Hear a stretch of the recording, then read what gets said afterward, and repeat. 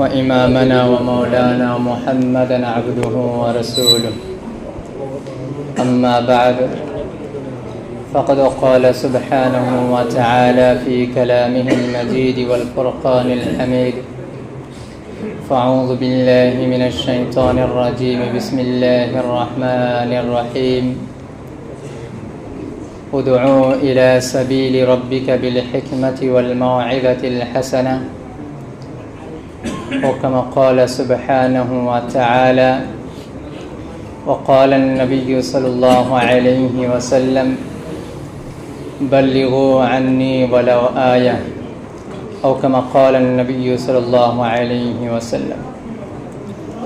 محترم دوस्त बुजुर्ग, महान अल्लाह तबारक व ताआलार लाखो लाखो एहसान व करम হয়েছে যে আল্লাহ পাক সুবহানাহু ওয়া তাআলা আমাদিগকে আল্লাহর দ্বীনের মহব্বতে আমাদেরকে একত্রিত করেছেন এবং একসঙ্গে বা জামাআত নামাজ আদায় করার জন্য তৌফিক দিলেন।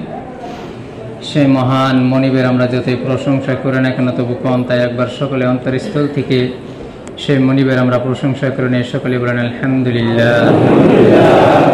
মহতরম দোস্ত বুজুর্গ, আজকে যে সম্মান, যে পেহচান, যে শান ও শওকত আমরা পেয়েছি সেটা শুধুমাত্র প্রিয় নবীজি আকায়ে নামদার তাজদারে মদিনা আহমদ মুস্তফা মোহাম্মদ মুজতবা সরওয়ারে কায়নাত দো জাহাজ সাল্লাল্লাহু আলাইহি ওয়াসাল্লামের সাদাকায়ে তুফেলে আজকে আমরা এত সুন্দর জীবন, এত সুন্দর সম্মান এবং শান ও শওকত আমরা পেয়েছি। সেই নবীর প্রতি আমরা যতই দুরূদ পড়ি না কেন তবু কম, তাই সকলে একবার অন্তরস্থল থেকে প্রিয় নবীজি সাল্লাল্লাহু আলাইহি সাল্লামের শানে মুবারকে দরুদ পাকের নজরানা পড়ে সকলে বলেন সাল্লাল্লাহু আলাইহি ওয়াসাল্লাম। মহতরম দোস্ত বুজুর্গ, আজকে আমাদের একত্রিত হওয়া, সম্মুখে বসা কিংবা এই জায়গায় কথা বলা এবং শোনা উদ্দেশ্য শুধুমাত্র একটি বস্তু, সেটা হলো দ্বীন, এবং সেই দ্বীনের একটি শোভা হলো তাবলীগ। সে আজকে গুরুত্বপূর্ণ তাবলীগ সংক্রান্তে আমরা বসেছি তাবলীগকে বোঝার জন্য, ফাজাইলকে বোঝার জন্য, মাসাইলকে কিছু বোঝার জন্য। আসলে তো এটা মাসাইলের হালকা নয়, এটা হলো ফাজাইলের হালকা। বিশেষত্ব কোনো প্রয়োজন যেটা তাবলীগ সংক্রান্তে যদি আছে সেটাই হয়তো প্রশ্ন হবে। কারণ সাধারণত একটি উদাহরণ দিয়ে আমি বোঝাইতে চাই, যখন টিচারে আমাদেরকে ক্লাসের ভিতরে কোনো বস্তুকে পড়ায় স্টুডেন্টে, তাহলে টিচারের কাছে কি প্রশ্ন করবে? যে চ্যাপ্টার, যে পারপাসে যেটা পড়ানো হয়েছে সেই সংক্রান্তে প্রশ্ন করতে হবে। এটাই হলো প্রশ্নের মৌকা এবং সময়। কারণ যেটা বললেন সেটা যদি বোঝা না আসে তাহলে এই বিষয়টা হুজুর বুঝলাম না, বাস এতটুকু, হুজুর এই বিষয়টা এতটুকু বুঝলাম না। তাছাড়া যদি অন্য চ্যাপ্টার নিয়ে আসি তাহলে কিন্তু ব্রেনটা কিন্তু ঘুরে যাবে, অন্যদিকে ডাইভার্ট হয়ে যাবে, তাই না? যে বিষয়ে বয়ান হবে, যেহেতু হুজুর ইনশাআল্লাহ তাআলা আছেন, উনি শেষে প্রশ্ন উত্তর দিবেন, তো দয়া করে এটাই আমি আশা করি, যেহেতু আজকে আমাদের বিষয় চ্যাপ্টারটা হলো তাবলীগ, যদি কোনো তাবলীগ সংক্রান্তে প্রশ্ন থাকে সেটাই করবেন, আর বিকল্প কোনো প্রশ্ন থাকলে সেটা অন্য কোনো মাজমাতে করবেন, মাসাইলে হালকাতে করবেন বলে আমি একটি অনুরোধ জানালাম। তো যাই হোক মহতরম দোস্ত বুজুর্গ, আজকে আল্লাহ তাবারক ওয়া তাআলা আমাদেরকে এই মোবারক কাজ, তাবলীগের কাজের জন্য আজকে আমাদেরকে একত্রিত করেছেন। তো মহতরম দোস্ত বুজুর্গ, এই তাবলীগটি যেনারা আমরা করি, তাই না, কে নিয়ত করি? এক আল্লাহকে রাজি করার জন্য, বিকল্প তো কোনো মাকসাদ নেই। এক আল্লাহকে রাজি করা, হুজুর আকদাস সাল্লাল্লাহু আলাইহি ওয়াসাল্লামের সুন্নতকে জীবিত করা, এটাই আমাদের এই তাবলীগের দ্বারা উদ্দেশ্য। কিভাবে আমরা আল্লাহকে পেতে পারি, কিভাবে কিছু ইসলামিক ফিকির আমার ভিতরে আনতে পারি, ইসলামিক কিছু বেসিক নলেজ আমার ভিতরে কিভাবে আনতে পারি। তাবলীগে যাবেন, ফাজাইলকে শুনবেন, ফাজাইল শুনে ঈমান, ইয়াকিন এবং আপনার নামাজের কথা শুনে আপনার ভিতরে ঈমানের জজবা পয়দা হবে, নামাজের জজবা পয়দা হবে। নামাজকে দুরুস্ত করার জন্য ইলম ফাজাইল, ইলম জিকিরে যখন চ্যাপ্টার পড়বেন তখন উলামার সঙ্গে রাবতা ও তাআল্লুক কায়েম হবে। সেই জায়গায় গিয়ে নামাজকে বাঁচিয়ে রাখবেন, তাবলীগকে বাঁচিয়ে রাখবেন। মহতরম দোস্ত বুজুর্গ, আমি ল্যাংটিসিংয়ে হয়তো একদিন মুখতাসারান 10 মিনিটের কথা ছিল, আমি একটি কথা বলেছিলাম যে ভাই ইনকামের রাস্তা বেলেগ, সেভিং এর রাস্তা বেলেগ, ইনকামের তরিকা বেলেগ, সেভিংসের তরিকা বেলেগ, হ্যাঁ না? আমরা ইনকাম করার পর যে আমরা সেভিংস করব, সেই সেভিংসের কিন্তু পন্থা পদ্ধতি বেলেগ। সুতরাং আমার আপনার নামাজ কামানির পন্থা বেলেগ, তাবলিগে গিয়ে গিয়ে ফাজাইল শুনে শুনে, ফাজাইল দ্বারা আমল আসে, মাসাইল দ্বারা আমল বাঁচে, ফাজাইল দ্বারা নামাজ আসে, মাসাইল দ্বারা নামাজ বাঁচে, ফাজাইল দ্বারা হজ আসে, ফাজাইল মাসাইল দ্বারা হজ বাঁচে। আমি মাসাইল ছাড়া নামাজ পড়বো তো আমার নামাজ নামাজ নয়, আমার এই নামাজ আমাকে আপনাকে জাহান্নামে নিয়ে যাবে। যদিও আমি নামাজ পড়তেছি, দেখা গেল সে জায়গায় মাসাইল নেই, সেই নামাজ আমাকে আপনাকে জাহান্নামে নিয়ে যাবে। কারণ মন গড়া নামাজ পড়ার অধিকার না আল্লাহ দিয়েছেন না আল্লাহ রাসূল দিয়েছেন। আল্লাহ বলেছেন যে যদি কেহ আমি আল্লাহকে পেতে চাই, আমি আল্লাহকে সন্তুষ্ট করতে চাই, ও নবী আপনি বলে দিন, কুল ইন কুনতুম তুহিব্বুনাল্লাহা ফাত্তাবিউনি ইউহিব্বুকুমুল্লাহ ওয়া ইয়াগফির লাকুম যুনুবাকুম আল্লাহু গফুরুর রহিম। ও নবী আপনি বলে দিন, কোন বান্দা যদি আমি আল্লাহ প্রেমিক হতে চায়, আমি আল্লাহকে বন্ধু পেতে চাই, আমি আল্লাহর সঙ্গে প্রেম ভালোবাসার মুআমলা করতে চাই, আপনি বলে দিন ইত্তাবিউনি, তাহলে আমি নবীজির তোমরা পরিপূর্ণ অনুসরণ করো। যখন আমি আপনি প্রিয় নবীজি সাল্লাল্লাহু আলাইহি সাল্লামের অনুসারী করব, তার ভিতরে পরিপূর্ণ অনুসারী করা আমার আপনার ক্ষমতা নেই। বলে কেন? বলে এই জন্য যে হযরত রাসূলুল্লাহ সাল্লাল্লাহু আলাইহি সাল্লাম হলেন মাসুম আনিল খাতা। হুজুর আলাইহিস সালাতু ওয়াস সালাম কি মাসুম আনিল খাতা, অর্থাৎ সকল প্রকারের গুনাহের থেকে উনি পাক পবিত্র। আর আমরা না মাসুম না সাহাবার মতো মাহফুজ, না তো আমরা মাহফুজ আনিল খাতা না মাসুম আনিল খাতা, অর্থাৎ আমাদের দ্বারা ভুল হবে। সুতরাং রাসূলুল্লাহ সাল্লাল্লাহু আলাইহি ওয়াসাল্লামের পরিপূর্ণ অনুসারী আমাদের পক্ষে সম্ভব নয়। সুতরাং আল্লাহ তাবারক ওয়া তাআলা বলেন, আমার বান্দারা, যে বান্দা, ও নবী আপনি বলে দিন, যে বান্দা আপনি নবীজি সাল্লাল্লাহু আলাইহি সাল্লামের অনুসারী করবে, যত ভুল হবে আমি আল্লাহ সর্বপ্রথম আল্লাহ তাবারক ওয়া তাআলা বলেন ইউহিব্বুকুমুল্লাহ, যে বান্দা আমি আল্লাহকে পাওয়ার জন্য আপনি নবীজির সুন্নাতের অনুসারী করবে, আমি আল্লাহ সে বান্দাকে আমার বন্ধু করে নেব। সুবহানাল্লাহ। ইউহিব্বুকুমুল্লাহ, আল্লাহ স্বয়ং তাকে নিজে ভালোবাসবে। আর যখন আল্লাহ ভালোবাসবে, মনে রাখবেন আল্লাহ যাকে ভালোবাসে সে বান্দা জাহান্নামী হোক, সে বান্দা গুনাহগার হোক, আল্লাহ সেটা বরদাস্ত করতে পারে না। এ আমার বন্ধু আর এ দাগী থাকবে, আল্লাহ বলেন না না, আমি তাকে দাগী ছাড়া আমি বানিয়ে দিব। আল্লাহ বলেন, আরো বলে দেন ওয়া ইয়াগফির লাকুম যুনুবাকুম, তার জীবনের সকল গুনাহসমূহ আমি মিটিয়ে দেব। সুবহানাল্লাহ। যখন আমি আপনি নবীজি সাল্লাল্লাহু আলাইহি সাল্লামের সুন্নাতের অনুসারী করব, আল্লাহ পাক সুবহানাহু ওয়া তাআলা সর্বপ্রথম আমাকে আপনাকে তিনার বন্ধু বানিয়ে নেবেন। আর আমি আপনি যখন আল্লাহর বন্ধু হয়ে গেলাম, আল্লাহ এটা পছন্দই করে না যে আমার বন্ধুর কোনো দাগী থাক, আমার বন্ধুর কোনো দাগী থাক। সুতরাং আল্লাহ বলেন ওয়া ইয়াগফির লাকুম যুনুবাকুম, সকল গুনাহ আমি মাফ করে দেব। সুবহানাল্লাহ। আল্লাহু গফুরুর রহিম, আল্লাহ তো দয়াবান ক্ষমাশীল। তো মাতরম দোস্ত বুজুর্গ, আমাদের জিন্দেগীর আইচল নমুনা বানিয়ে হযরত রাসূলুল্লাহ সাল্লাল্লাহু আলাইহি সাল্লামকে আল্লাহ তাবারক ওয়া তাআলা এই ভবনে, এই দুনিয়ার জমিনে পাঠিয়েছেন। সুতরাং আমাকে আপনাকে যে কাজই আমরা করি রাসূলুল্লাহ সাল্লাল্লাহু আলাইহি সাল্লামের সুন্নাত তরিকা অনুযায়ী করতে হবে, শরীয়ত বাজিয়ে করতে হবে। শরীয়ত যে জায়গাতে উল্লঙ্ঘন, সেটা ইবাদত নয়, সেটা দিন নয়, সেটা তো হলো বাদদিনী, সেটা জালালাত, সেটা গোমরাহি, সেটা জাহান্নামের পথ, সেটা হলো শয়তানের পথ। শয়তান কোন কোন সময় আপনাকে নূরানি ধোঁকা দেবে, কোন সময় কোরআনের নামে ধোঁকা দেবে, কোন সময় হাদিসের নামে ধোঁকা দেবে, কোন সময় ইবাদতের নামে ধোঁকা দেবে। সে নূরানি ধোঁকার থেকে বাঁচতে হলে নূর যার কাছে আছে, এ নূর বলা হয় ইলমকে, এই ইলম যার কাছে আছে, যখন আপনি সে আলিমের কাছে যাবেন তখন আপনি এই নূরানি ধোঁকার থেকে বাঁচতে পারবেন, নূরানি ধোঁকা থেকে তখন বাঁচতে পারবেন। সুতরাং মহতরম দোস্ত বুজুর্গ, হযরত জি रहमतुल्लाह अलैह, हजरत जी इलियास रहमतुल्लाह अलैह के प्रश्न करा हয়েছিল, हजरत आपके इस काम का क्या मकसद है? उन्हीं বলেছিলেন आवाम को उलमा से जोड़ना, उलमा को आवाम से जोड़ना।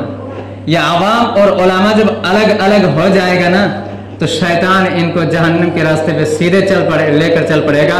और यहीद और नसारा यही चाहता है कि उलमा से आवाम को काट दो। जिस दिन आवाम उलमा पर बदजन हो गए, खुदा की कसम उस दिन दुनिया में सारे मुसलमान को यहूदी और नसारा बनाना में पल भर के मेहनत की जरूरत नहीं होगी, सबको यहूदी और नसारा बना सकते हैं।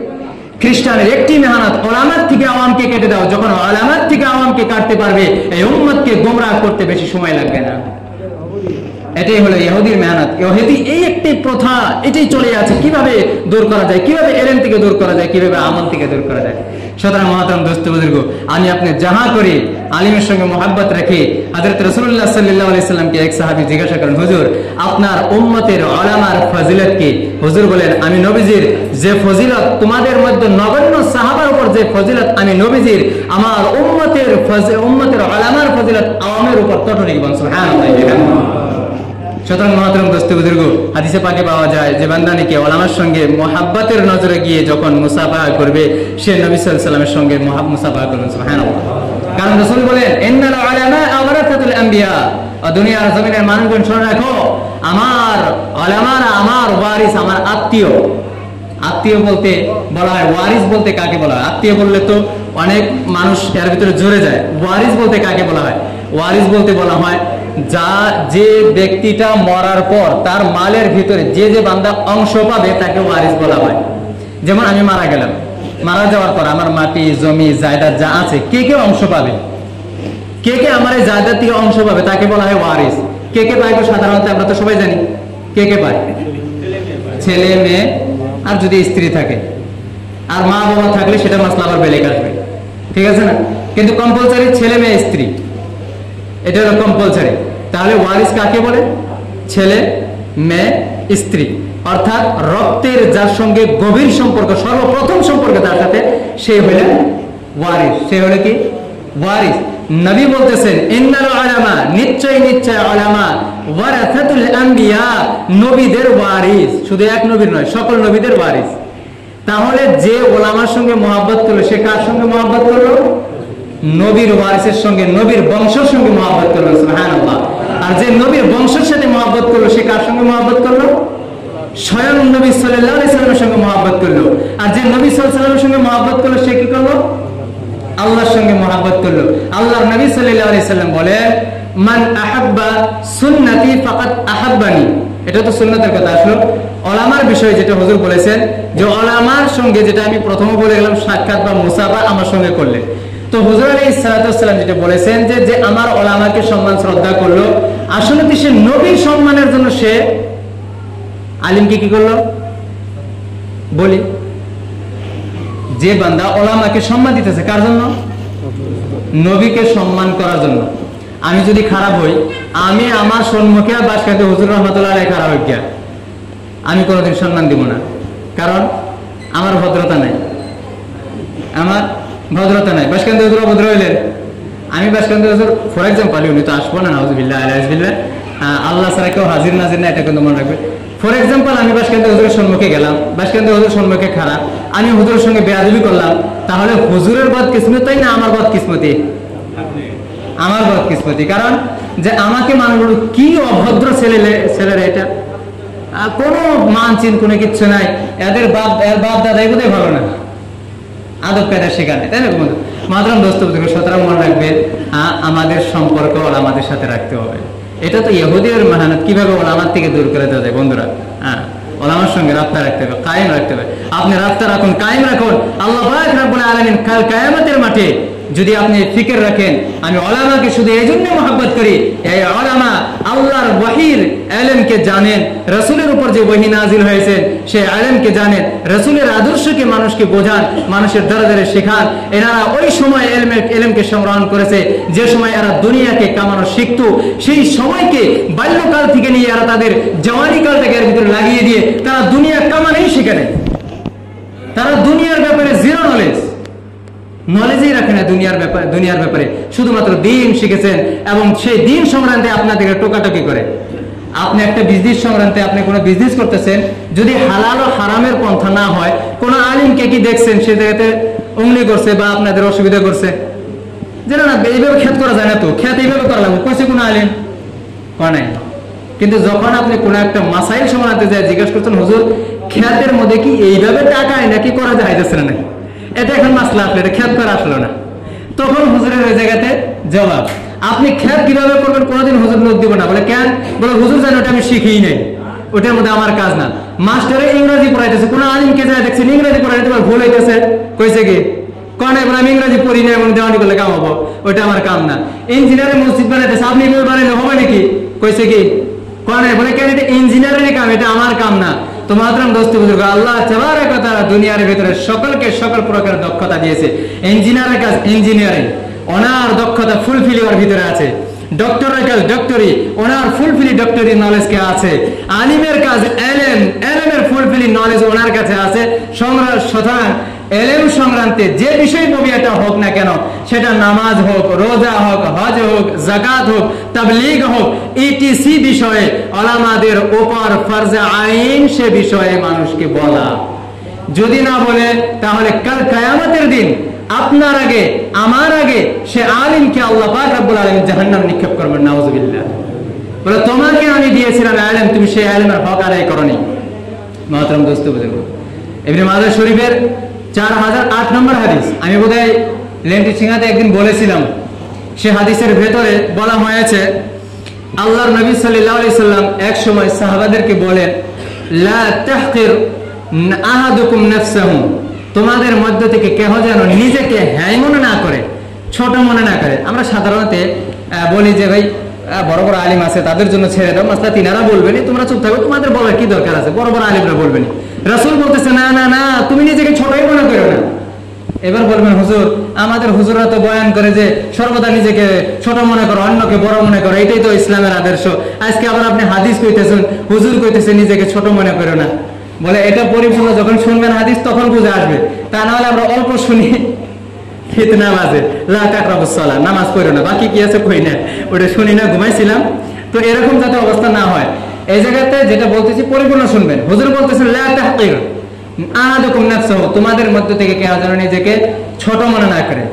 বলে সাহাবা জিজ্ঞেস করে, কাইফা ইয়াহকিরু আহাদুনা নাফসাহু ইয়া রাসূলুল্লাহ, হুজুর আমাদের মধ্যে থেকে কেউ নিজেকে কিভাবে ছোট মনে করতে পারে? হুজুর বলেন, তোমাদের সম্মুখে কোন একটা মামলা পেশ আসলো, কোন একটা বিষয় ববিয়া তোমাদের সম্মুখে পেশ আসলো, সে বিষয়ে আল্লাহর আদেশ, আল্লাহর কানুন বিধিনীতিকে তুমি জানো, জানার পরেও তুমি বললা না, এটা হলো নিজেকে হ্যায় মনে করা, এটা হলো নিজেকে ছোট মনে করা।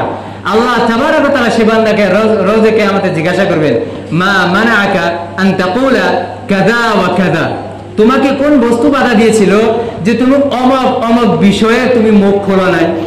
সে বান্দা পরোত্তরে বলবে, আল্লাহ খাশিয়াতুন নাস, আল্লাহ মানুষের ভয়ে, মানুষের দুশমনি করবে, মানুষে আমাকে শাস্তি দিবে, কষ্ট দিবে, আল্লাহ গো মানুষের ভয়ে আমি সব কথাটা বলি নাই।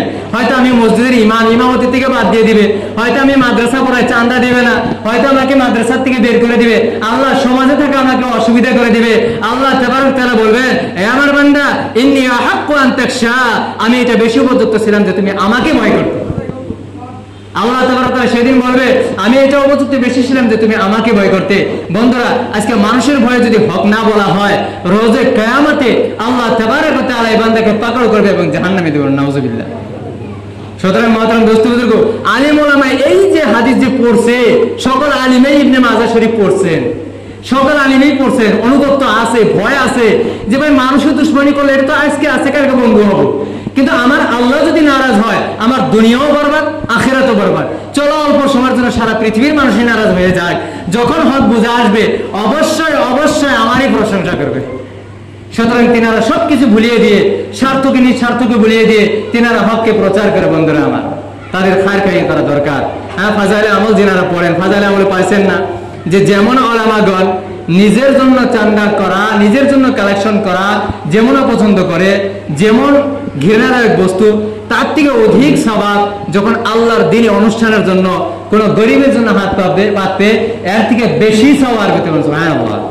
আর লিখেছেন, ওই তলে রেখেছেন, ওই চ্যাপ্টারের তলে লিখেছেন যে যদি তোমরা এটা ভাবো আলিমের রিজিক আমরা আওয়ামের হাতে, আমরা মালদারের হাতে, আমরা ধনীর হাতে, তাহলে মুহতারাম দোস্ত বুজুর্গ, যখন আপনারা এটা জানেন যে আমাদের হাতে আলিমের রিজিক, যদি এটা আলায়াস বিল্লাহ কিছু সময়ের জন্য যদি বিল ফরজ নিয়ে নেওয়া হয়, যদি আপনাদের হাতে, মুহতারাম দোস্ত বুজুর্গ, এটা জানার পরেও সেই স্বার্থপর আলিম কোন স্বার্থে এই হক কথাটা আপনাদের বিরুদ্ধে প্রচার করতেছে, সেই স্বার্থটা একবারও কি আমরা তালাশ করি না?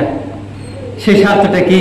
সেই স্বার্থটা হলো আল্লাহর বন্ধু হইতে চায়। বন্ধুরা আমার, নবীজির বন্ধু হইতে চায়, নবীজির পাগল ইনারা আল্লাহর পাগল। সুতরাং আপনার কাছে যে আপনি যে ভাবতেছেন আমার চান্দা ছাড়া মাদ্রাসা চলাইতে পারবে না, আমার চান্দা ছাড়া দরমাহা চলবে না, তারপরেও এই সবকিছু ভুলিয়ে দিয়ে কোন স্বার্থ বলতেছে? মুহতারাম দোস্ত বুজুর্গ, সুতরাং এটা মনে রাখবেন বন্ধুরা, আপনাদের কোনোদিনও ওলামা আপনাকে পথভ্রষ্ট করবে না। ওলামা আপনার বন্ধু, আপনার কাছের বন্ধু। শাহির বলেন, नीम के पत्ते जैसे कड़वा इल्म देने वाला ही सच्चा दोस्त होता है, मीठी बातें करने वाला तो अक्सर चापलूस हुआ करता है। तारीख गवाह है, नीम के पत्ते में आज तक कोई कीड़ा नहीं लगा, मगर मीठा में अक्सर कीड़ा लग जाया करता है। शायर বলেছেন, নিমের পাতার মতো তিতা ইলম দেনেওয়ালা সে আপনার প্রকৃত বন্ধু।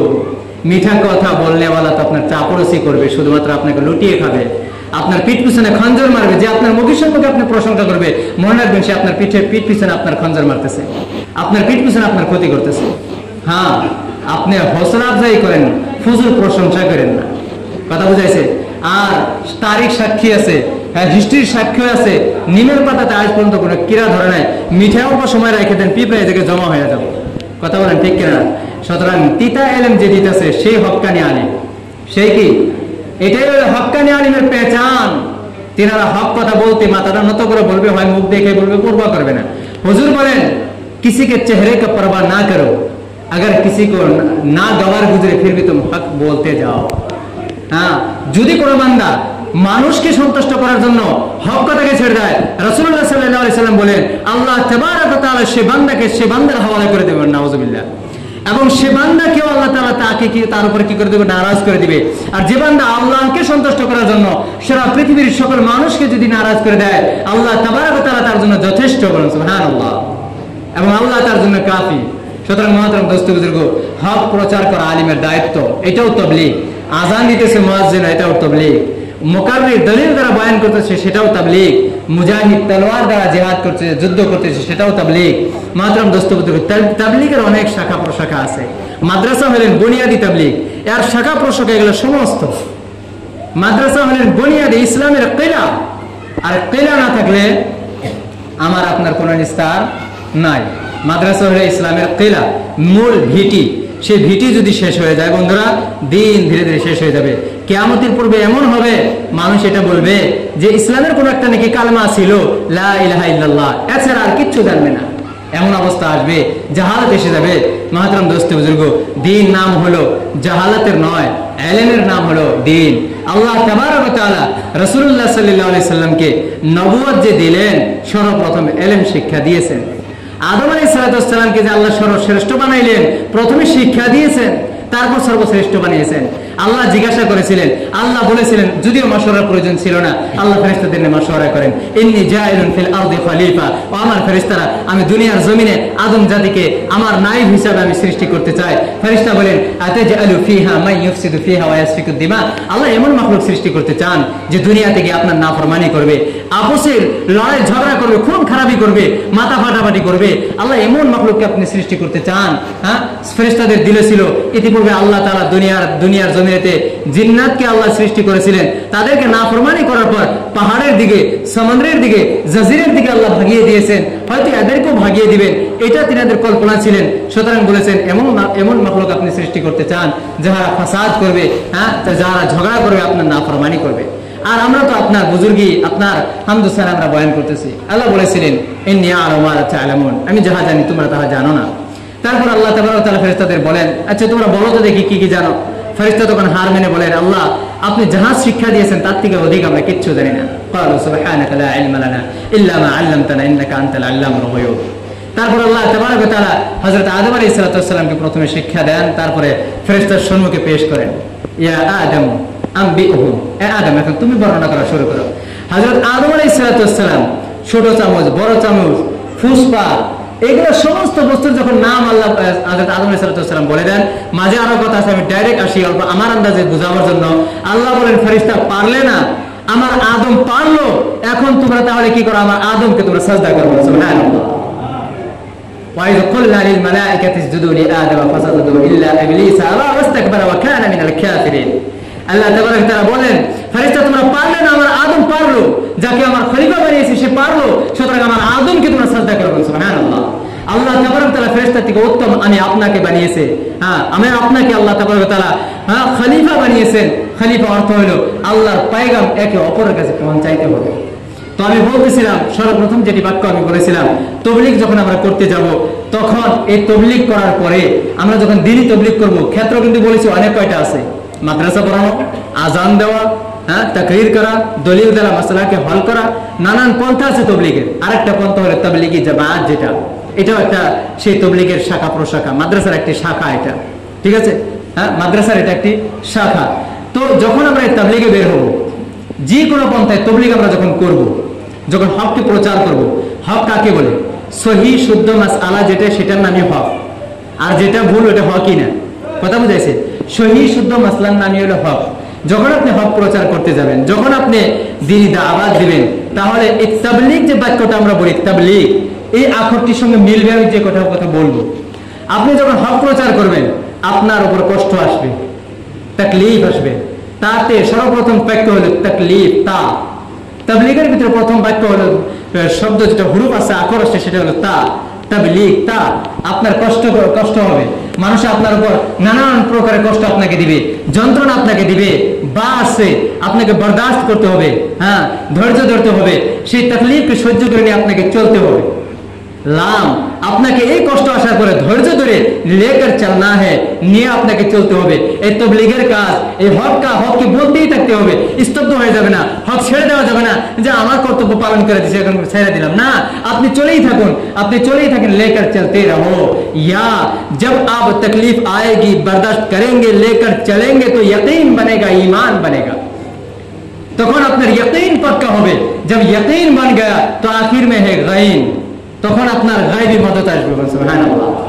সাহাবার ইয়াকিন বলেছিল, সাহাবার ঈমান বলেছিল। যখন ইয়াকিন, ওনাদের ঈমান পরিপূর্ণ হয়ে গেছিল, এত ইয়াকিন হয়েছিল, চপ্পল ছিললেও আল্লাহর কাছে বলতেন, আল্লাহ তু হি রাজিক है, मेरी चप्पल टूट गई, तो इसको सुधारने या इसको सही करने का कोई रास्ता तू ही निकाल दे। সাহাবা ফৌরান আল্লাহর সম্মুখে হাজির হতো। ইয়াকিন বানাইতে হবে। হুজুর আমাদের মুফতি সাহেব ওই জায়গাতে ইখলাসের সংক্রান্ত একটি কথা বলেছিলেন।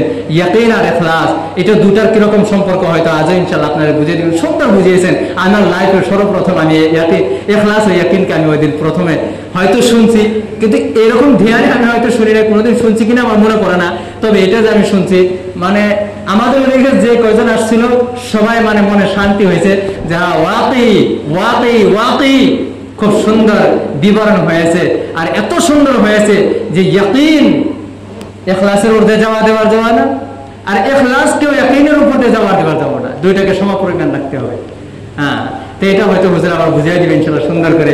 বড় মানুষের বড় কথা হয়, তো আমরা ছোট মানুষ ছোট কথা বলে যেতেছি।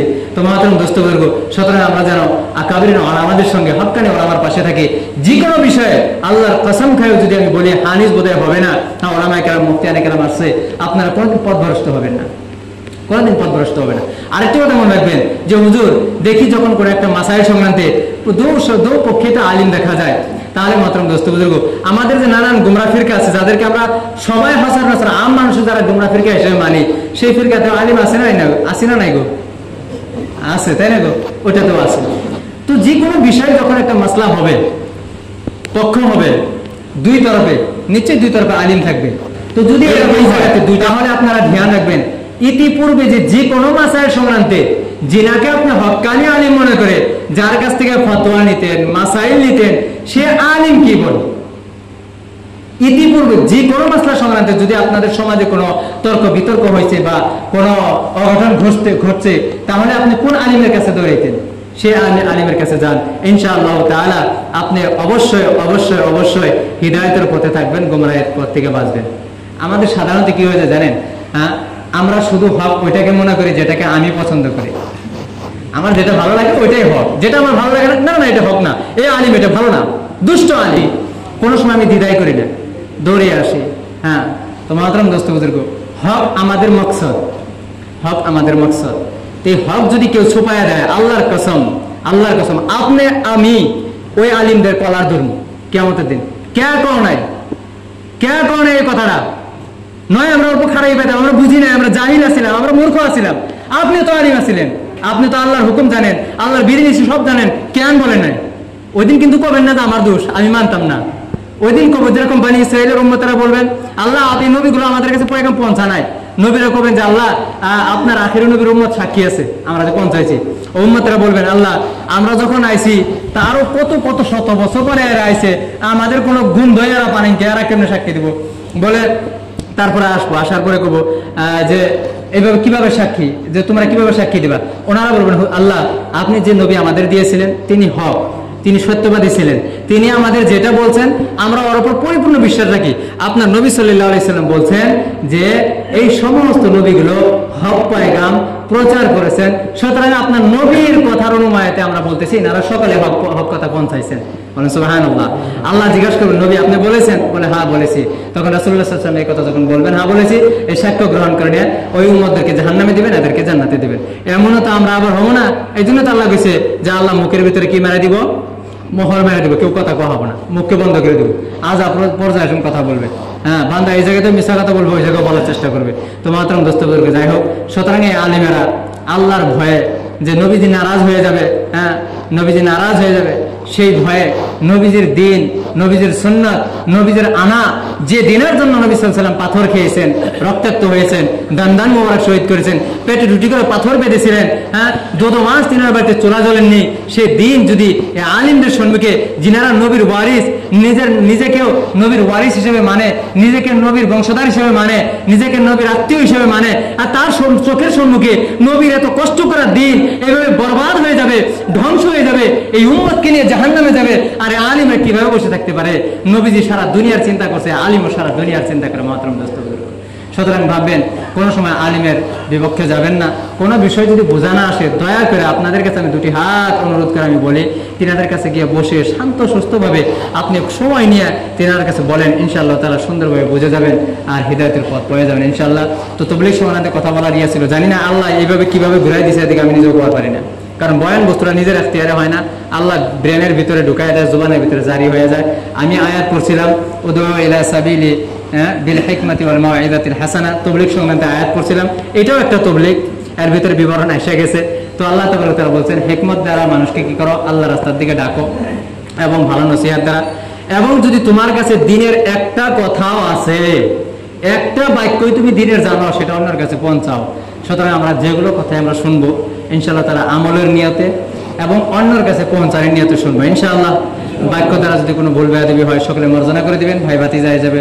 শুদ্ধমূলক কোনো বাক্য থাকলে শুদ্ধ করে দিবেন, আর মানার কোনো কথা থাকলে অবশ্যই মানবেন, আমল করবেন বলে এই আশা নিয়ে আমি বিদায় নিতেছি। আমার জন্য দোয়া করবেন যেন আমার মতো গুনাহগার খাতাকার সিয়াকার কেউ আল্লাহ তাবারক তাআলা যেন মরতে দম পর্যন্ত ওলামাদের খিদমত করে মরার জন্য তৌফিক দেয়, এবং হক্কানি ওলামাদের দামন ধরে থাকার আমাকেও যেন আল্লাহ তাআলা তৌফিক দেয়। আমি এক গুনাহগার খাসাকার, আমি এক নালায়েক, আমাকেও দরকার আছে ওলামাদের, যিনারা বিজ্ঞ ওলামা, তিনাদের বয়ান আমরা এই জন্যই শুনি, তিনাদের পাশে এই জন্যই আমরা দাঁড়াই। তিনারা যখন হক কথা বলে দৌড়ি আমরা তিনাদের এই জন্য জুতা সিধা করতে যাই, যে ইনাদের জুতা সিধা করলে হয়তো ইনাদের সাথে আল্লাহ জান্নাতে দিবে। এই আশাই শুধু মহতরম দোস্ত, অন্য কোনো বস্তু না। ভাই আলিমকে আমি কেন ভালোবাসি জানেন? আমার ব্যক্তিগত ম্যাটার বলতেছি, কারণ এনাদের সম্পর্ক আল্লাহর সঙ্গে, এনারা আল্লাহর কথা বলে, আমি এই জন্য ভালোবাসি। এনারা রাসূলের কথা বলে, যেদিন এনারা রাসূলের বিরুদ্ধে কথা বলবে সেদিন এনার মহব্বত আমার দিলে নাই। কথা বুঝাইছে? যেদিন আল্লাহ বিরুদ্ধে এনারা কথা বলবে, কোরআন বিরুদ্ধে কথা বলবে, এনার মহব্বত আমার দিলে নাই। বলে কেন? অধিকার হারায় ফেলাইছে, নবীর উপরে আসাদ কাটায় ফেলাইছে, আল্লাহর মহব্বত শেষ হয়ে গেছে, সুতরাং তখন আর মহব্বত নাই। এবার আমি বলতে চাই, যেটা আমাদের তবলিগ নিয়ে যেটাই চলছে, আমি বিগত 22 বছর ধরে তবলিগের কাজ করি ছাত্র জীবন থেকে। মাওলানা সাদ সাহেবের সঙ্গে আমারও গভীর মহব্বত ছিল।